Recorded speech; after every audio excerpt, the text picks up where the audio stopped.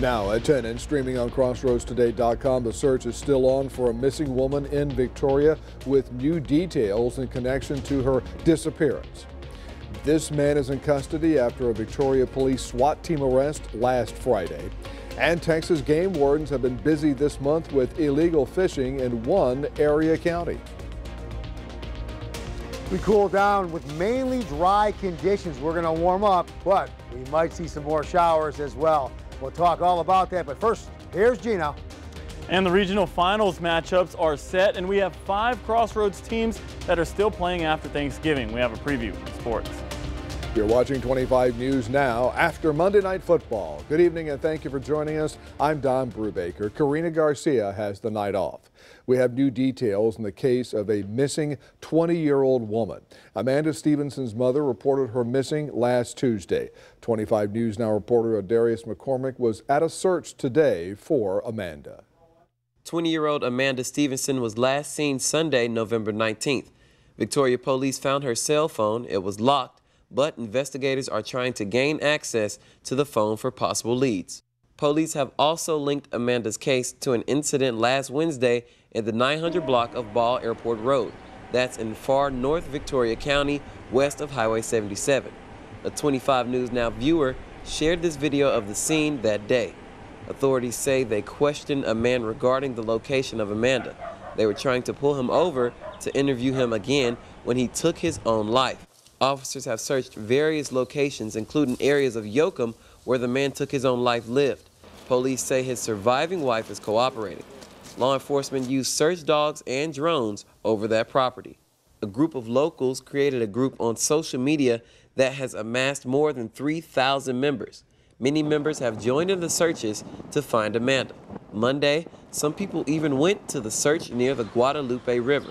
Law enforcement agencies within a 200-mile radius of Victoria are aware of this missing persons case. If you have any information that could help authorities, they want to hear from you. Call Victoria Crime Stoppers at 361-572-4200. Family members say Amanda's birthday was this past Saturday when she turned 20 years old. The VPD has assigned a captain to keep Amanda's mother informed of what's happening. Around 4 p.m. today, DPS confirmed the name of the man who took his own life last Wednesday. He's identified as Kevin Bennetson. He was 45 years old.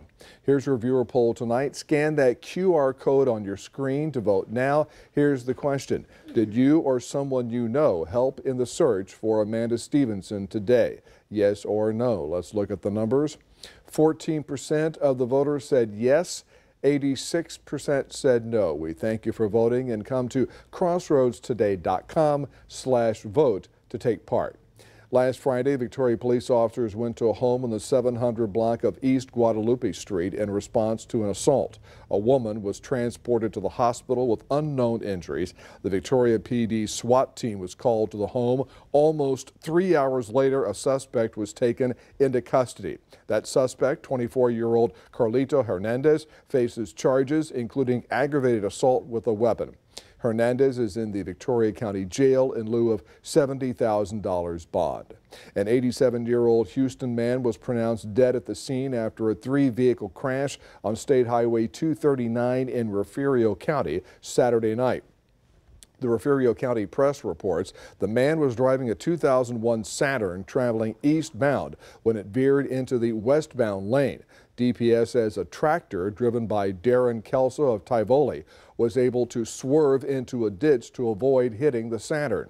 A truck driven by Ryan Plock of Falls City was behind the tractor and was hit by the Saturn on its left side. Plock refused treatment at the scene. Kelso was uninjured.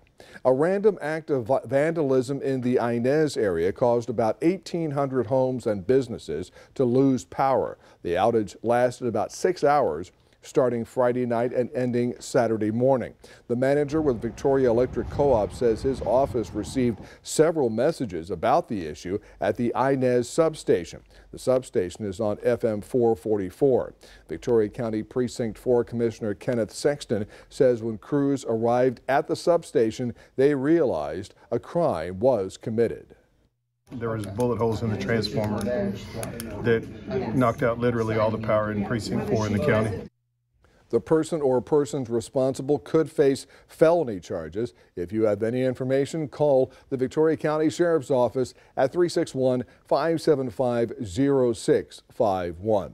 Let's take a first look at your forecast with First Warn Storm Team meteorologist Howie Gordon. Howie, let's give the viewers a little perspective. Now, you were telling me, I know the Monday night game was in Minneapolis and under a dome, but what was the temperature in Minneapolis outside for that game?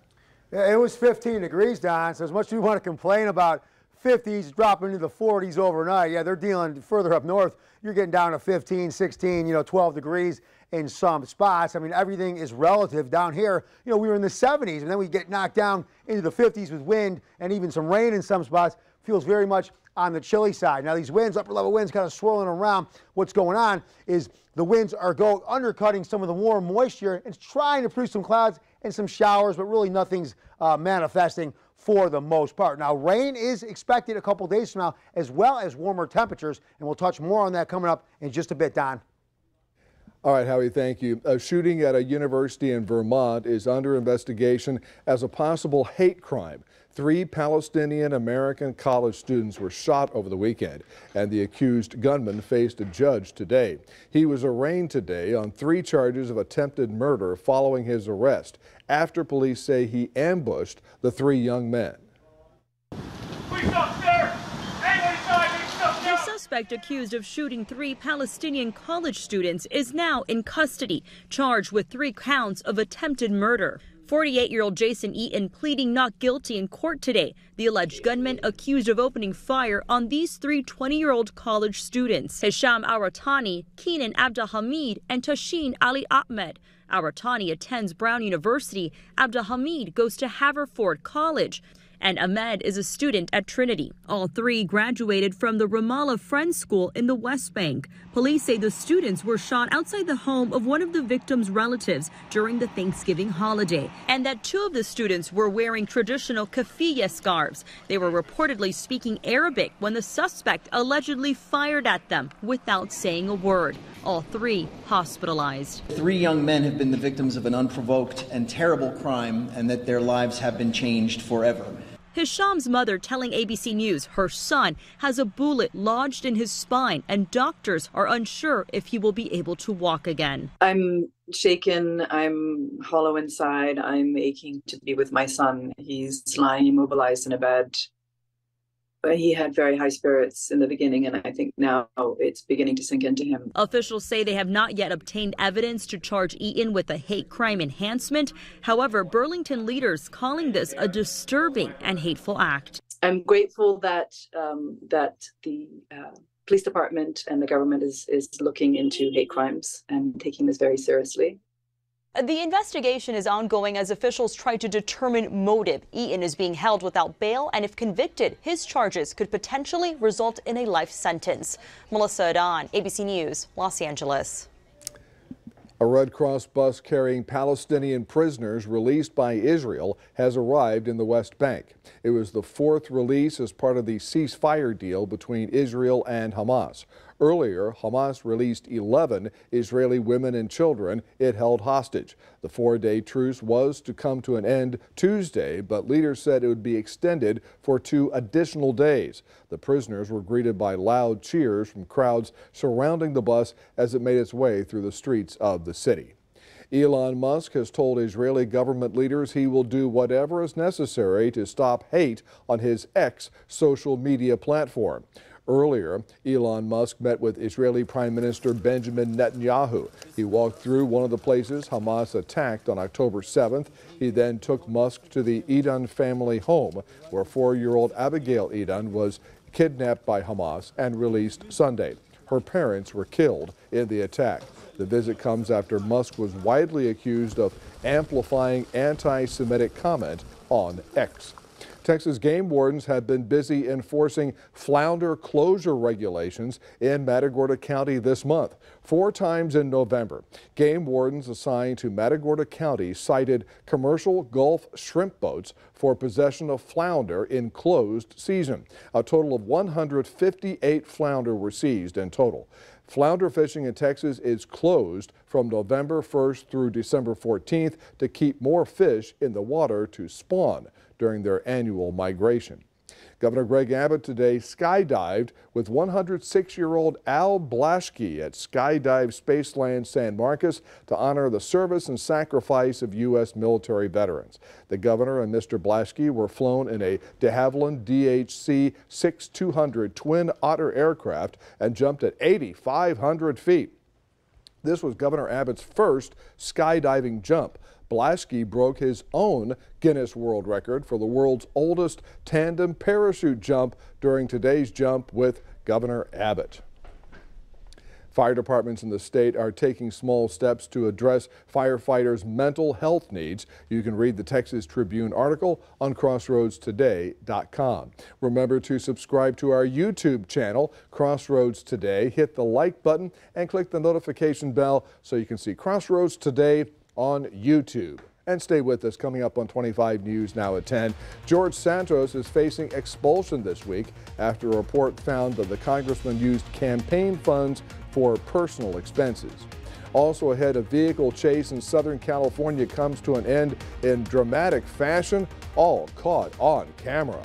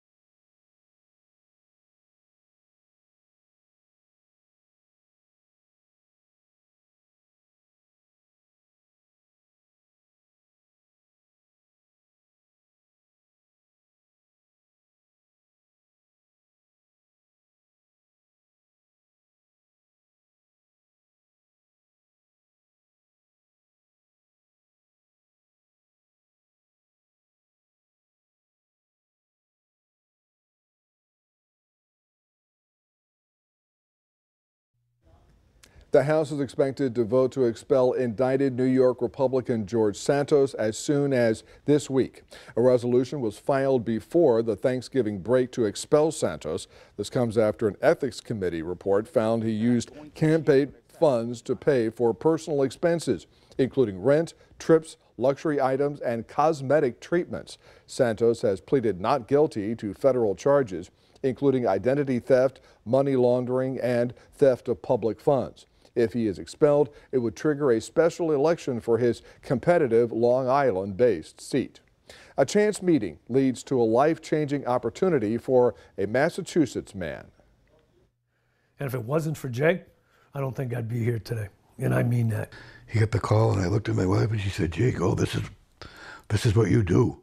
That call was David, a relative stranger to Jay at the time, reaching out needing a ride to the hospital after learning he was going to receive a rare heart transplant, but only had a few hours to get there. And we were doing 90 down the pike, you know. David had been waiting since April to get a heart transplant after being diagnosed with massive heart failure, but he was ranked a 6 on the priority list, the lowest you could be. So I never expected to see a heart for years. But while he was in the hospital, he briefly met Jay, an advocate for the Hart Brothers Foundation and heart transplant receiver himself. They exchanged numbers. The foundation told David that if he qualified, he could ask for a lesser quality heart and hopefully get one sooner. David never expected that call would come only a few days later. And they said, do you want it? Just like Jay, do you want it? Yeah, I'll take it, you know? The day before David got the call, he got a new phone and didn't have any numbers saved. That's when he remembered Jay's card. I went and did it. You know, it was a God shot. It really was. Because nobody I know has ever gotten a call like that. Jay says it was an easy decision. He promised himself that if he got through his transplant alive, he was going to give back. This one heart that I got saved 2 lives already. And now David hopes he can become an advocate for the Hart Brothers Foundation too and help others like Jay helped him. The typical wait to get a heart transplant is 6 months or more. A Southern California police chase that began with a report of a hit and run ended in dramatic fashion. The pursuit started in San Bernardino County, east of Los Angeles, and headed west.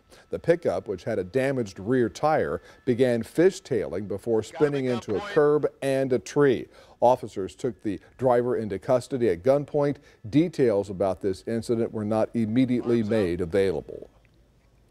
The price of gas has been falling for 60 consecutive days, according to AAA. The current national average price of regular gas is down 27 cents from a month ago to $3.25 a gallon. AAA says the average gas price per gallon in Victoria is $2.61. That's down 26 cents a gallon from 1 month ago and 17 cents a gallon lower than 1 year ago. Port Lavaca has postponed its annual Christmas Festival of Lights parade. The parade was scheduled for this Friday night, but it was postponed due to Sand Crab football's playoff game. The parade will now be on either December 8th or 9th. The parade will start at Bayfront Peninsula Park and will end at Sand Crab Stadium. We're going to be warmer, and we could see actually some measurable rain potentially a couple days from now. We'll talk about it straight ahead.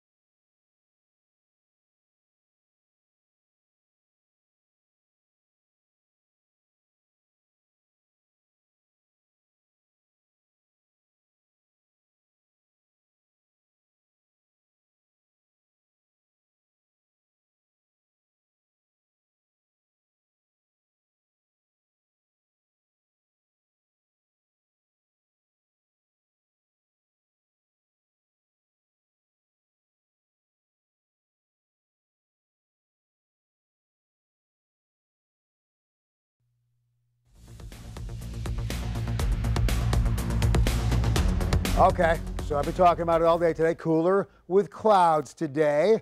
Will be warmer by the middle part of the week, but we're going to have rain chances increase as well as moisture, the warm air, moves in along with some storms. Now, what happened today? We warmed up to 56 degrees, about 15 degrees below average. And you add the lack of sunshine with the cloud cover, you add into it the winds, and that 56 felt a lot cooler. So very nippy out there today. Jacket type of weather for South Texas. But hey, back in 1994, it was a beach day. Temperatures right around 90 degrees. All right, temperature-wise, dropping into, or we stayed into the 50s. Overnight, we'll drop down into the 40s. It disappeared on me again. Now, what's going to happen is by tomorrow, we'll start warming into the 60s. And by Wednesday, yes, we can warm into the 70s. But more moisture moves in with some rain chances. We'll go all over that right now. We'll talk about that. So here's our winds. Not too bad. Yesterday, gusting away to 30 miles per hour in some spots. When temperatures drop like that, yes, very much on the chilly side. But winds staying, hey, 15, 18 miles per hour. Now, by Wednesday, though, you saw some strong winds. Not going to be as brutal to us because temperatures will be on the warmer side. But these numbers got knocked right down as that front passed through the area. We were in the 60s now, dropping down into the 20s and the 30s. Not really a big deal because, I mean, when it's 85 degrees, yeah, 60-something feels uncomfortable. But, hey, temperatures have come down as well, so not a huge implication for us. So here's what we got. We got swirling upper-level winds kind of pushing that cool, dry air out of the north right underneath and undercutting this warm Gulf moisture. That's what's producing our cloud layer, but we do have high pressure there. It's holding firm for the most part, not really allowing showers. Most of this, if it's even acting up, is probably not even making its fall or journey to the surface. So staying on the dry side, but things will change, and we will go over that in just a moment. So here's a wider view. You're just seeing really scattered light precipitation. Again, maybe not even making its fall to earth. All right, high pressure settled in, pulling that cool, dry, sinking air in, undercutting this warm air, bringing the cloud cover. But what's going to happen eventually, the high has its grip on us, controlling the environment and the atmosphere, going to slowly start to move off. And when that happens, then more moisture will push in out of the Gulf. What does that mean?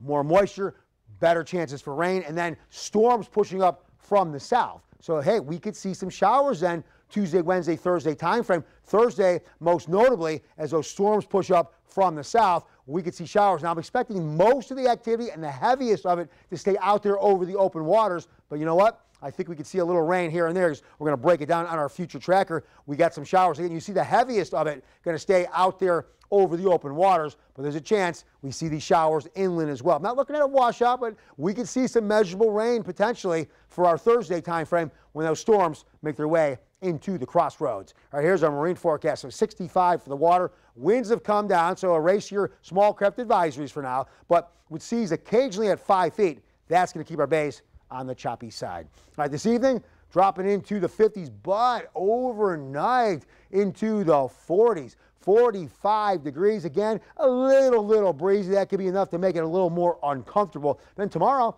hey, with some sunshine, we make it back into the 60s. Might feel pretty good as long as the winds can stay on the tamer side. But looking ahead to the rest of the week, here is what we have. I have an alert day set up for Thursday. When you saw those storms I showed you coming up into the area, we could have some rain and maybe some measurable precipitation. Then another boundary comes down, but really just deflects the winds for the most part. Our temperatures stay pretty much the same, but that's going to keep our rain chances alive maybe later on in the week as well. But either way, we are going to start to see warmer temperatures here in the Crossroads. For more weather, news, and sports, you go to our app. That's at crossroadstoday.com, and that is free with any Android and iPhone. And now we go to Sports with Gino. Thanks, Howie. We have 5 teams remaining playing in the regional finals. We will have at least one moving on to the state semifinals after this week. See what I mean after the break.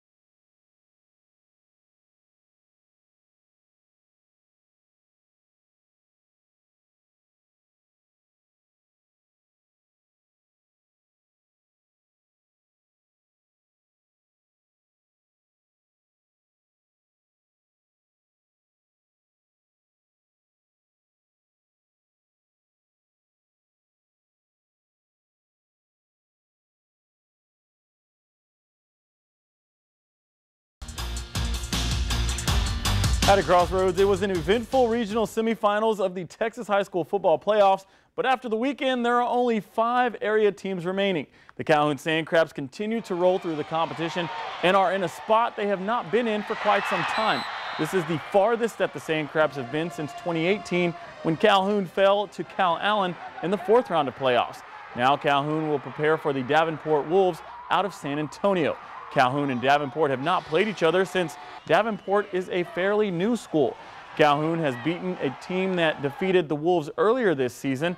The Sandcrabs beat Burnett 42-14 and Burnett beat Davenport 42-28. The two will meet in the Alamo Dome on Friday, December 1st at 7. Winner heads to the state semifinals. The Edna Cowboys are also heading to round 4 after a dramatic finish over its district rivals, the Industrial Cobras. The game literally came down to a 4th and long and a Hail Mary attempt, but the Cowboys came out victorious 27-24. Edna will now turn its sights to Blanco. The Cowboys and Panthers faced off in the postseason last year, with the Cowboys winning 36-22. Blanco shut out the Goliad Tigers 34-0 last week and are looking to sweep the District 15 teams. The Cowboys and Panthers will meet in Bastrop Memorial Stadium Friday night, and with the victory here, Edna will have made it back to the state semifinals for 2 years in a row. In Class 3A Division II, the Tidehaven Tigers dug themselves out of a pretty big hole that they had never been in since this season. The Tigers were down 14-0 against the Rogers Eagles before roaring back to take a 56-21 victory. Tidehaven is looking to get revenge against the team that took them out of the playoffs last season. The Post Pirates have had the Tigers' number, though, the past 4 years. Post beating Tidehaven in each of the last 3 meetings, 12-6, 27-14, and 23-7. The Post Pirates and Tidehaven Tigers will be playing in our own backyard. That's Victoria Memorial Stadium, that is, Friday night at 7. Will the Tigers break its losing streak against the Pirates? We'll see Friday night in Memorial Stadium. After last week's games, Ganado Indians are having its best season since 2019 when the Indians won 10 games against Holland. Now they're at 11 wins. Ganado will be looking to make history by getting a win over the district rivals, the Refugio Bobcats. The Indians and Bobcats have played each other 6 times since 2020, and each time the Bobcats had come out victorious. Refugio has dominated all season long and will look to continue its 12-game win streak against its District 15 rival. The last time these two teams placed was the final game of the regular season, where Refugio won 30-7. The rematch between the two will be here in Victoria as well. That'll be at 7 on Thursday night. Well, that's your sports. Don, back to you. All right, Gino, thank you, and stay with us. Coming up on 25 News Now after Monday Night Football, we'll take a last look at your weather. Plus, a pig in North Carolina is facing challenges crossing the pond.